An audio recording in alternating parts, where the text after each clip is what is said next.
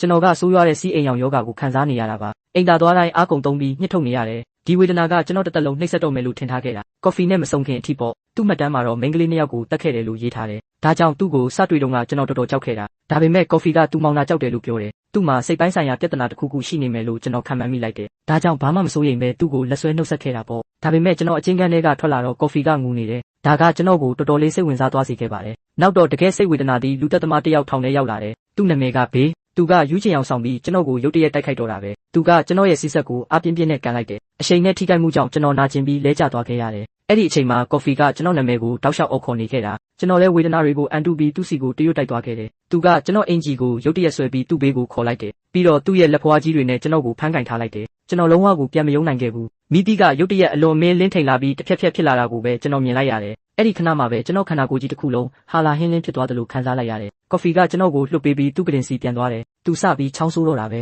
ပြီးတော့သူ့ဆက်ထဲကနေအမဲရောင်ပိုးကောင်တွေအုပ်လိုက်ထွက်လာပြီးအလင်းထဲမှာတဖြည်းဖြည်းပျောက်ကွယ်သွားတယ်နောက်တော့ကျွန်တော်အိမ်သာသွားကြည့်တယ်ကျွန်တော်ယောဂါကတကယ်ပဲပျောက်ကွယ်သွားပြီဒါကြောင့်ကျွန်တော်အနေနဲ့ကြားကနေကော်ဖီကိုထောင်ပြင်ထုတ်ခဲ့တယ်အုံနောက်အကျိတ်ယောဂါဖြစ်နေတဲ့ထောင်ပိုင်ကတော့ကိုကူပေးဖို့ပေါ့သူကအမျိုးသမီးရဲ့ခန္ဓာကိုယ်ထဲကယောဂါတွေကိုစုပ်ယူပေးခဲ့ပေမဲ့ကော်ဖီတယောက်မူးမေ့လည်းမတက်ဖြစ်သွားခဲ့ရတယ်ဒီတစ်ခါတော့သူအရင်လိုပိုးကောင်တွေကိုပြန်မထွေးထုတ်နိုင်တော့ဘူးမကြခင်မှာပဲသူ့ကိုထောင်ထဲပြန်ခေါ်လာခဲ့တယ်အဲ့ဒီအချိန်မှာသူကထောင်ဝါရာရဲ့လေပင်ကိုရုတ်တရက်ညှစ်ပြီးပိုးကောင်တွေကိုအတင်းအဓမ္မမှုတ်သွင်းလိုက်တယ်အဲ့ဒီဝါရာကလူယုံမာတယောက်အဖြစ်လူသိများသူပါသူကဝိညာဉ်လွင့်သွားတဲ့လူလိုဖြစ်သွားတယ်သူကဘေးရဲ့အချင်းကန်းစီလမ်းလျှောက်သွားပြီးပစ္စတိုကိုထုတ်လိုက်တယ်ပြီးတော့ကြီးစံတွေကုန်တဲ့အထိတရားဆက်ပစ်တတ်တော့တာပဲကော်ဖီကလူဆိုးကိုအပြစ်ပေးလိုက်တာပါသူကကျွန်တော်လက်ကိုကင်လိုက်တဲ့အချိန်မှာအမှန်တရားကိုကျွန်တော်မြင်လိုက်ရတယ်မင်းကလေးနှစ်ယောက်ကိုလှုပ်ကြံခဲ့တာကတကယ်တော့ဘေးဖြစ်နေတာပါကော်ဖီရောက်သွားတဲ့အချိန်မှာသူကကလေးတွေကိုပွေ့ဖက်ပြီးငိုနေုံပဲတက်နိုင်ခဲ့တာသူ့ရဲ့စွမ်းအားနဲ့လူတွေကိုကူညီချင်ခဲ့တာပါဒါပေမဲ့လူတွေကသူ့ကိုမိစ္ဆာတယောက်လိုဆက်ဆံခဲ့ကြတယ်ကျွန်တော်သူ့ကိုလှုပ်ပေးချင်ခဲ့ပေမဲ့ကော်ဖီကညှင်းဆန်ခဲ့ပါတယ်ဒီလောကကြီးရဲ့ဆင်းရဲဒုက္ခတွေကိုသူဆက်ပြီးမခံစားချင်တော့ဘူးလို့ပြောတယ်တေတံပေးမဲ့နေ့မှာသူ့မျက်နှာကိုအဝတ်မအုပ်ဖို့သူတောင်းဆိုခဲ့တယ်